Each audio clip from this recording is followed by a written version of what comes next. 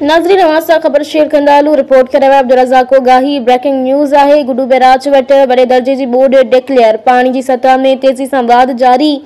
गुडू barrage वट दरिया सिंध में पानी की सतह में तेजी से इजाफो थी रहियो है, जंहिं बाद वड़े दर्जे की बोर्ड डिक्लेयर की वई है। गुडू बैराज से पानी जो मथां वेकरो 5,02,844 क्यूसिक जॾहिं त हेठां वेकरो 4,92,443 क्यूसिक रिकॉर्ड किया वियो है। गुज़िरियल ॾींहुं गुडू बैराज वटि पानी जा वेकरा 4,41,000 क्यूसिक रिकॉर्ड थिया हुआ, जंहिं निस्बत सां 24 कलाकनि दौरान 60,000 क्यूसिक वाध रिकॉर्ड कई वई आहे। बड़े दर्जे जी बोर्ड डिक्लेयर थियण बाद कच्छ जा इलाइक़ा पानी हेठि अची विया आहिनि, जॾहिं त कच्छ में पोखियल फसल पिणु मुतासिर थिया आहिनि। ॿिए पासे पंजंद वटि लाथ बाद ॿीहर चाढ़ो शुरू थी वियो आहे। माहिरनि जो चवणु आहे त ईंदड़ कलाकनि दौरान गुडू बैराज वटि पानी जी सतह में वधीक वाध थींदी ऐं वहिकरा 6 खां 7 लख क्यूसिक ताईं पहुचण जो इम्कान आहे।